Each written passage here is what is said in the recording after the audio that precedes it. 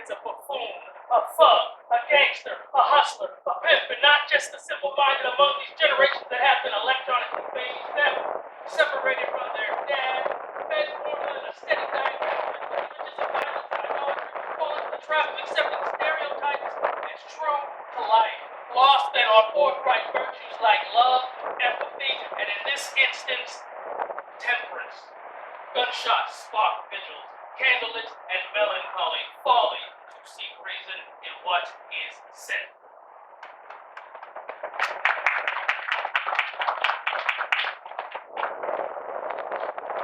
Newtown seems mass murder should be more memorable.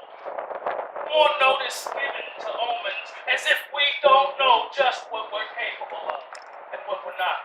As if we forgot the onslaughts of teary press photos depicting victims, weeping families, headlines, Saturday's front page, deadly school days, Sundays, ad displays, rebates on 9mm shells, oddities, commodities of fear, unacceptable behavior instilled, distilled mania, armories dispensing brass phallics, systematic distorted palettes of comprehension, meaningless dialogues ensue, full to the brim with slim chances, fat pockets, foxes, blocks, and Uzis.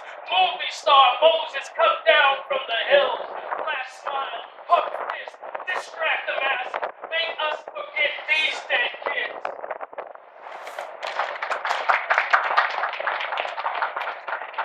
Thank you very much, C. Williams. Very powerful stuff. Our next speaker is an educator, and guidance counselor with the Erie School District. He carries on his mother's work as a philanthropist at a Destis Place in Erie, where he coordinates a variety of charitable events. He is a talented vocalist and musician and leads a local blues band. He holds a Master of Arts in Educational Leadership Principal Certificate from Edinburgh, and I would like to introduce all of you to Drew.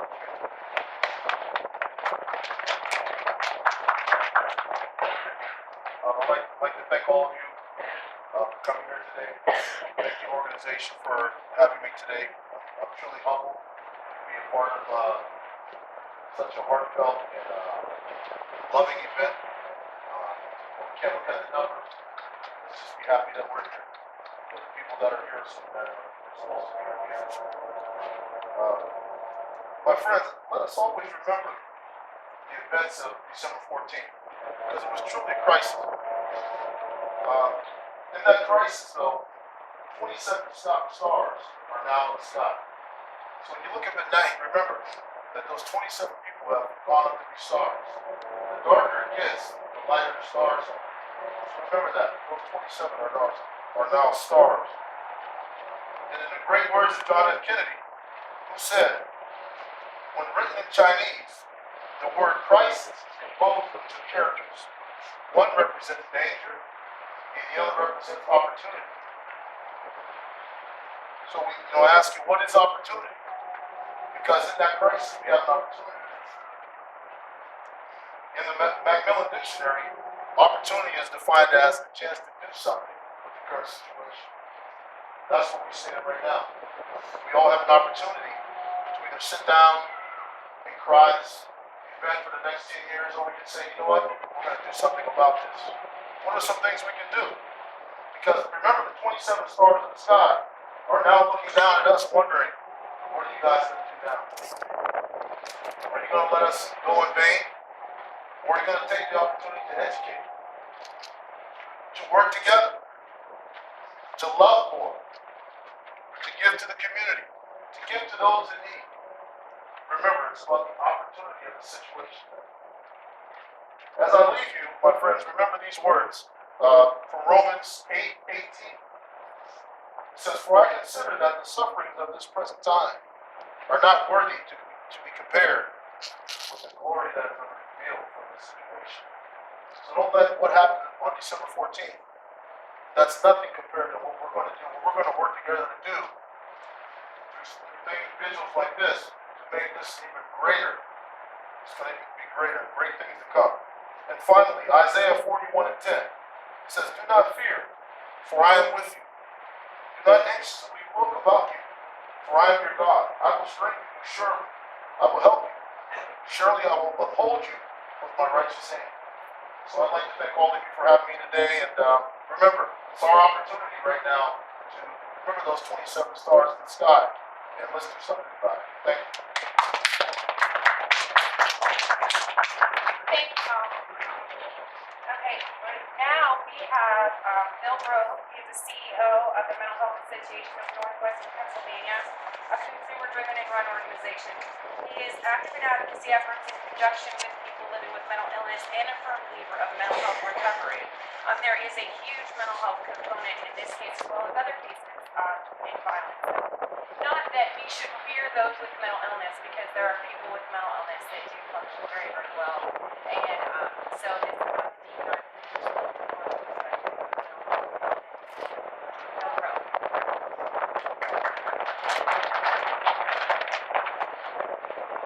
Yesterday, we were having our Christmas party at the Mental Health Association, and people were out in our main area having a great time singing, enjoying a meal. Army teachers, our guards in our school, and that we need to take care of.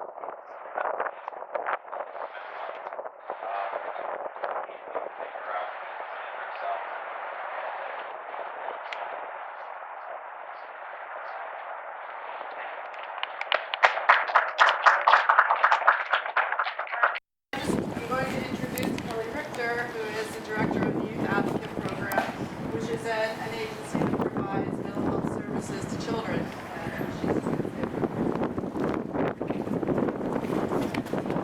Perspective, and we take the strengths that a child has, and we take the strengths that a family has, and we put them all together, and we work closely with schools, probation, Office of Children and Youth, and we try to make a difference in these children's lives and get them involved into the community and be active members. We work in schools and homes, in the community, and it's very important, and we talk to parents all the time who will call and say, I've noticed different behaviors in my child, and what can we do about that? And so we set them up with a psyche eval so that, if their child has a diagnosis, that it can be recognized, and then we can go and work with families and schools and, bring all these interventions and bring in people who actively help these kids. So we also work with adults on the spectrum.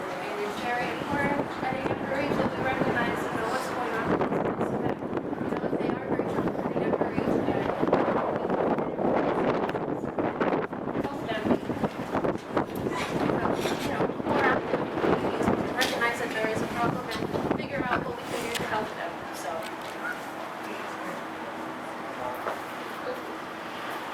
Thank you so much. Right now I'd like to have one of our big community activists and organizers, the United Health Workers Association, come up and speak. Molly.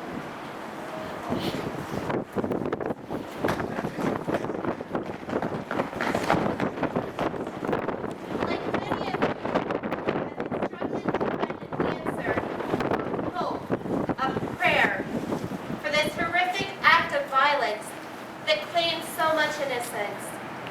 A few days ago, I read a quote by Martin Luther King that put this situation into perspective for me, and I hope it does the same for you.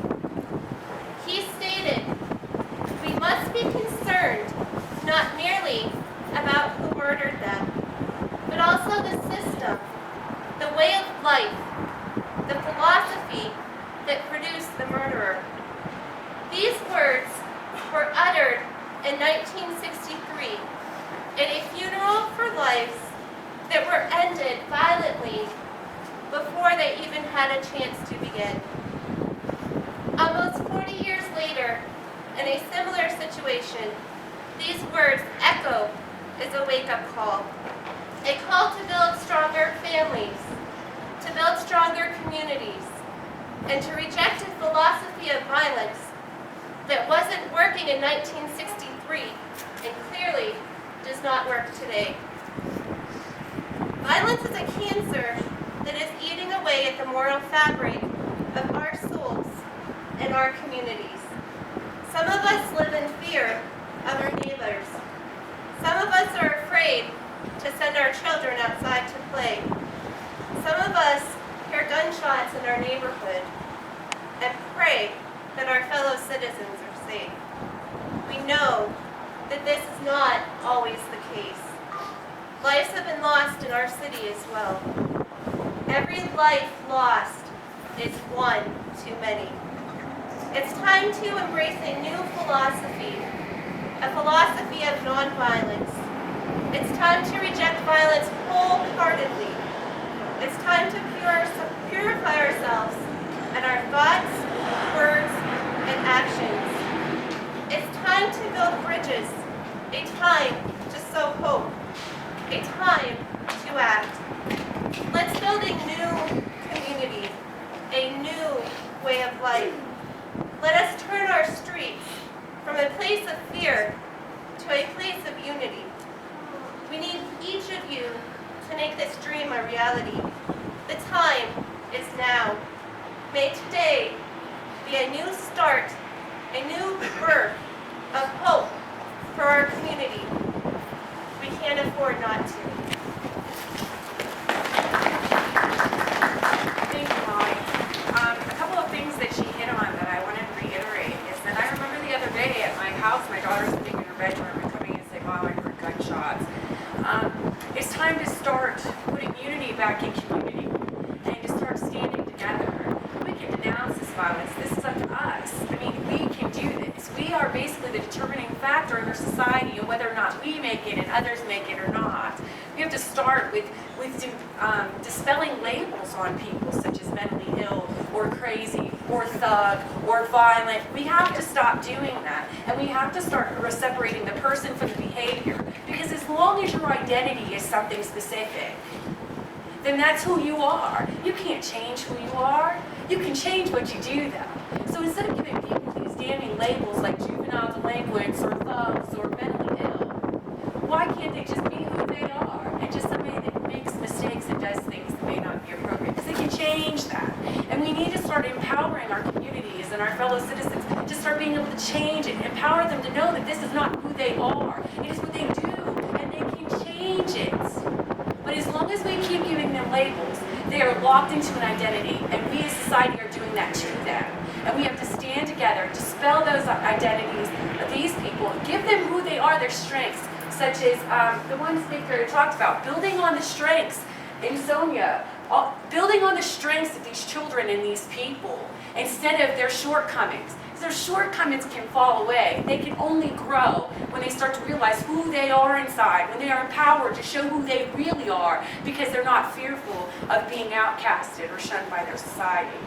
People make mistakes, and some horrible mistakes sometimes.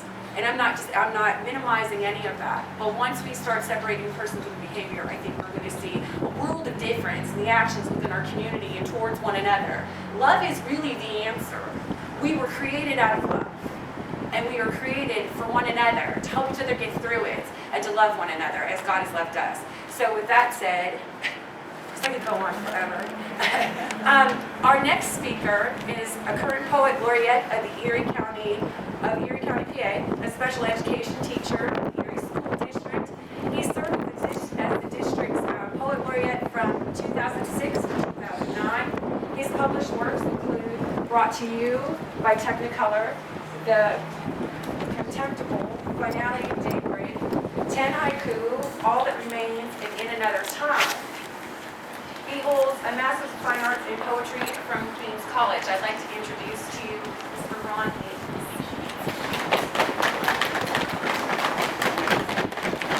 Thank you all very much. I think first what I'd like to do is thank Ms. Harrington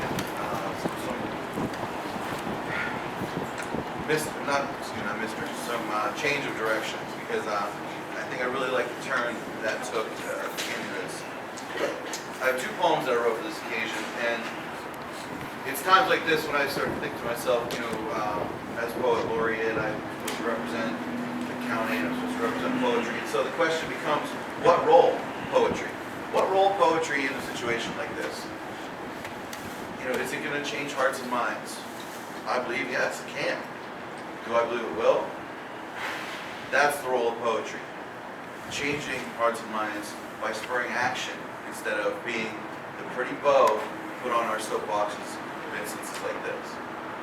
So please be mindful of the messages that we talk about here today. Please be mindful of what is really happening.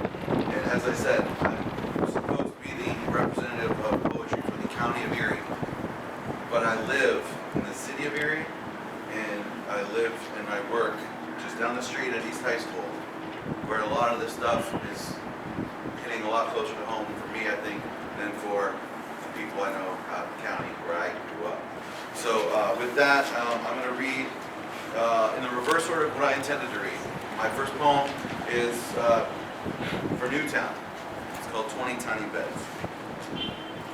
Soon your somber streets will trade the dowdy browns of fallen leaves and threadbare branches for the grayscale pallor of slushy walks, snow-scored concrete. Tomorrow, next week perhaps, the green of your playground grass will yield to the crushing weight of white, and the festive reds and golds festooning everything will fail to brighten anything. Tonight, 20 tiny beds lie empty down in Newtown. In the color of snow is the absence of color. Hate is not hate, but the absence of love. Dante tells us hell has no flame, but instead is cased in ice, a metaphor for the absence of God's love. And as the wanton winds of winter swaddle us in her sullen blankets of sleet and snow, each plodding footfall, every scrape of ice, all the days will shiver in the wind, will deepen this absence. 20 tiny beds lie empty down in Newtown.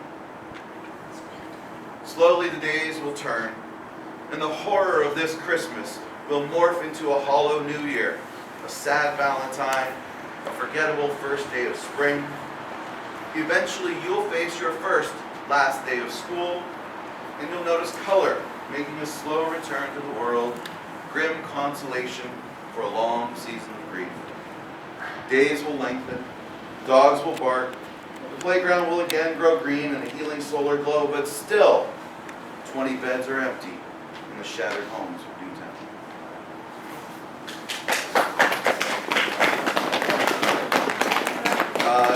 I'll apologize on the face of this one. It's the newest and the crudest and needs a revision, but anyway. Questions my students don't ask. What drives Sisyphus? What binds Atlas to his burden? What thoughts run through that Promethean mind as the talons again tear into his flesh? Does the ostrich really bury its head in the sand? And why does the donkey stand in for Obama? What makes the elephant stand for GOP?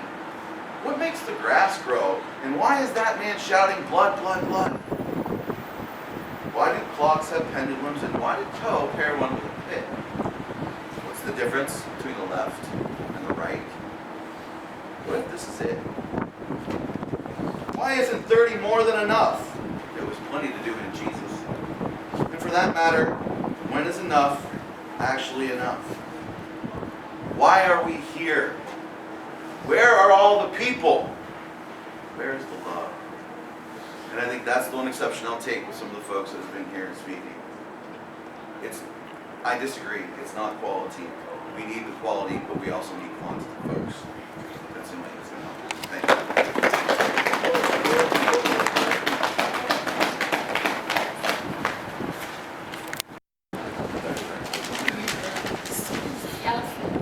It's cold. The title is Who Will Stand?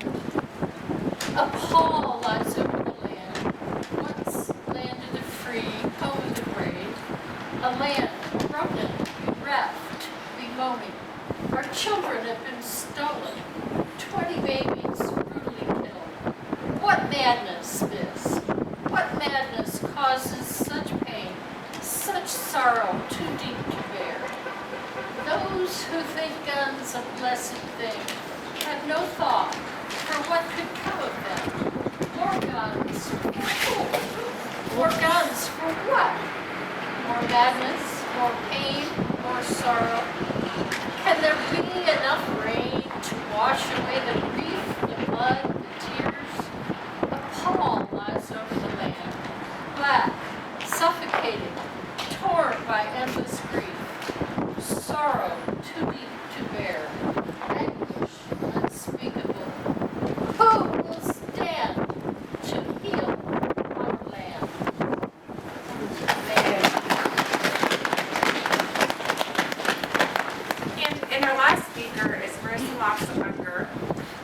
is a poet, writer, and a workshop facilitator.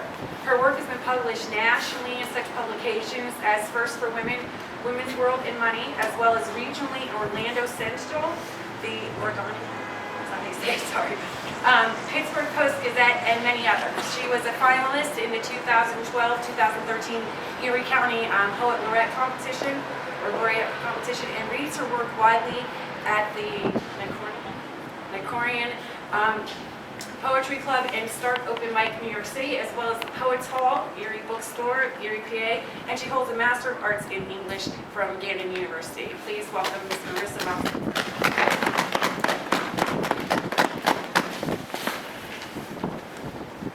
As many journalists and educators, I have struggled with finding the correct words to bring meaning to this situation. But all I know for sure is this: as Erieites, as Pennsylvanians, as Americans, we can bring about healing from the end result of violence through very simple means. We can make time for each other. Everyone is so engrossed that during this time of year finding the perfect gift for the holidays. Yet the perfect gift is presented within, and it's right there within everyone's reach, if we simply give the gift of time. That is how we begin to neutralize these atrocities in Newtown, in Erie, and around the globe. We continue for those, we witness for those who have fallen, and we move on in love and light for those who remain and struggle with horrific loss. As a journalist, I did an article for the Erie Times a few years ago called The Gift of Time. The premise of this article was that we are essentially giving the best gifts when we give of ourselves. How? Here are 10 ways to give, which may seem simplistic, even trite, but they are known to be effective. 1, read to your children. As tempting as to put them in front of a DVD, you sit them on your lap, your children, your grandchildren, nieces and nephews, neighbors, kids. Read to them and read appropriate age books about religious and cultural themes. Bake. Bake holiday goodies for shut-ins and homeless. 3, visit nursing homes or retirement centers and carol with residents.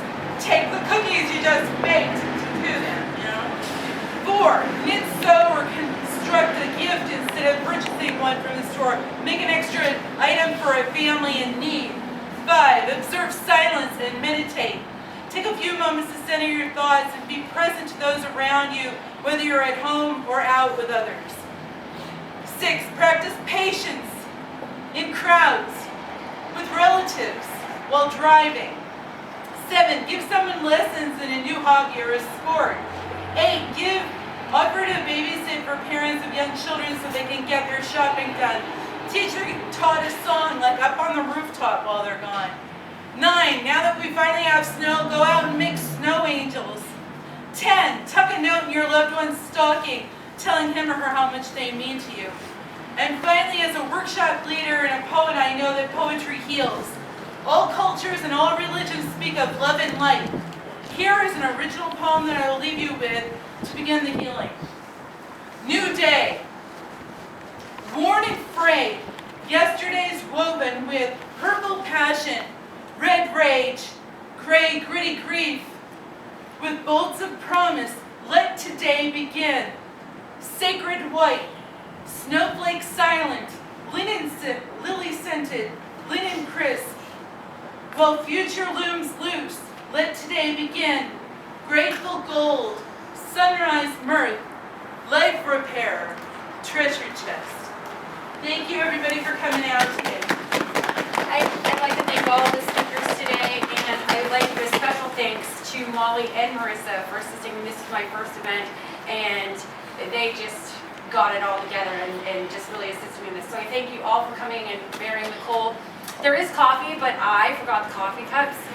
Oh, okay, there's coffee cups too.